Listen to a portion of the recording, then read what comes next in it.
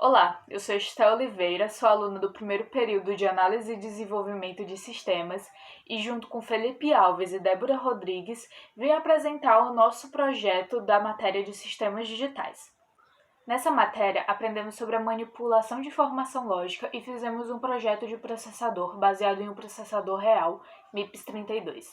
Antes de chegar na fase final do projeto, aprendemos algumas coisas como conversão de números decimais para outras bases numéricas, portas lógicas e álgebra booleana. Tudo isso para entender como um computador funciona. Antes de apresentar o projeto, precisamos apresentar alguns conceitos importantes para entender melhor o que fizemos. Aqui é Felipe e eu vou explicar alguns conceitos do nosso projeto. Em primeiro lugar, o que é um processador? O processador é comumente conhecido como o cérebro do computador. Isso porque o processador é responsável pela interação e conexão com os outros componentes do computador, enviando as informações necessárias para que o computador funcione.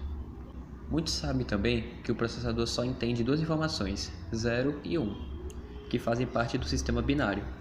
Esses números servem tanto para enviar instruções do que será feito, quanto para representar valores, o que é muito utilizado em operações aritméticas.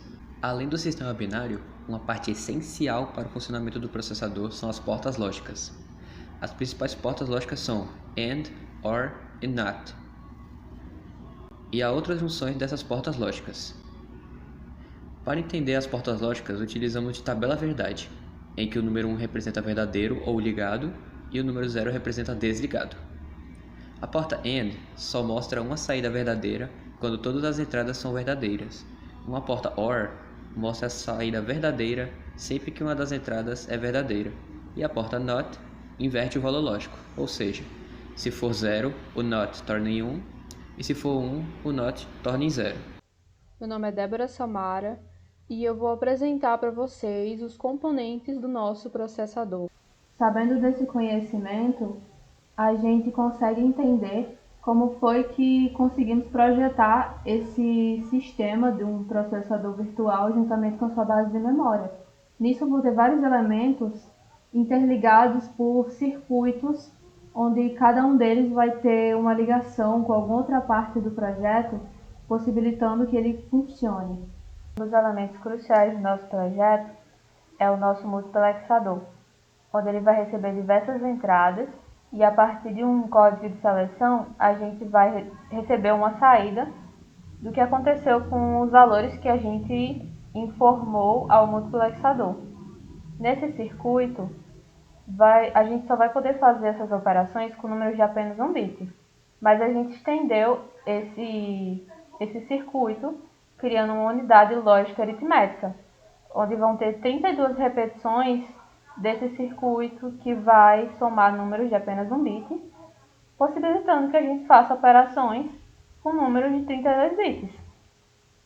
A gente, por exemplo, pode fazer uma soma, selecionando o código da operação de soma, como a gente tem aqui.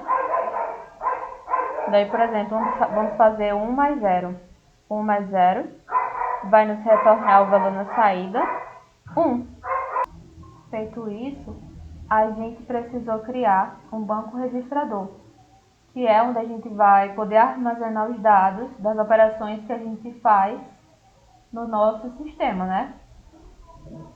Além disso, a gente também uniu o banco registrador com a nossa unidade lógica aritmética, porque com isso a gente também pode criar uma certa unidade de controle, onde podemos enviar instruções que vão ser interpretadas pelo processador do que quer que se aconteça no sistema. E a gente vai ter a possibilidade de salvar os dados, clicando no pino de salvar, que a gente chama de save ou de clock.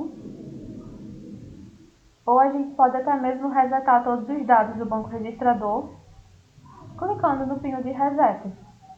Tendo criado o nosso processador, nós aumentamos o nosso projeto criando um espaço de memória, onde vamos salvar as instruções que a gente quer que o nosso processador execute. Isso vai acontecer de forma unitária. Cada vez que a gente der um clock no nosso processador, vai passar para a instrução seguinte e realizar o procedimento que a gente pediu para o nosso processador executar. Vamos mostrar um programa funcionando em nosso circuito. O programa em questão vai ser a sequência de Fibonacci, que se trata de uma sequência de números inteiros que normalmente começa com 0 e 1, em que o número seguinte vai ser a soma dos dois números anteriores. Aqui estão alguns exemplos dessa sequência. Aqui nesse circuito a gente tem o nosso mini processador baseado no MIPS 32, com o nosso banco registrador e a nossa ULA, que foi apresentado anteriormente.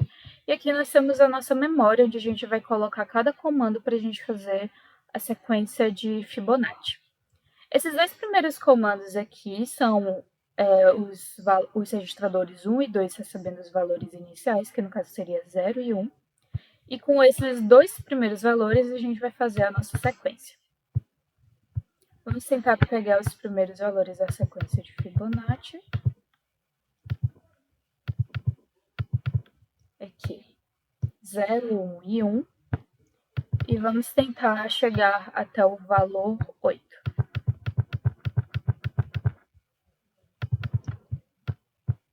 Aqui chegamos no 1, 1 e 2.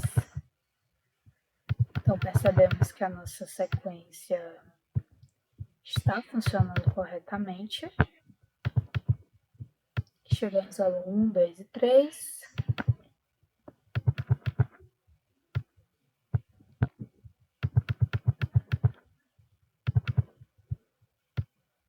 Dois, 3 e 5.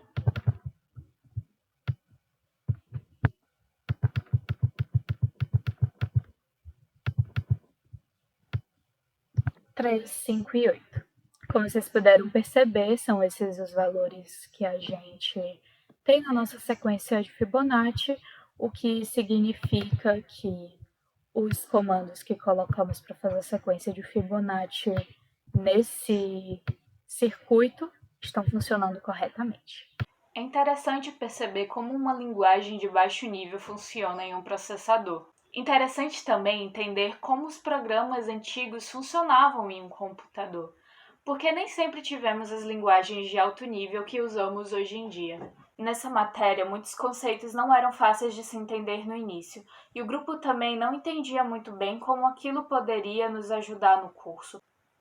Com o tempo, conseguimos entender o quão fundamental é essa matéria. Entender os conceitos dessa matéria nos fez ver o quanto ela é fundamental para quem é da área de desenvolvimento, porque você está aprendendo como funciona a sua principal ferramenta de trabalho. E também conseguimos entender melhor como funcionam as linguagens de baixo nível. E isso abriu muito a nossa mente em relação ao funcionamento de um software. Esse é o nosso projeto. Obrigada pela atenção e gostaria de agradecer também ao nosso professor Braulio, que nos ensinou os conceitos e nos acompanhou durante a criação desse projeto.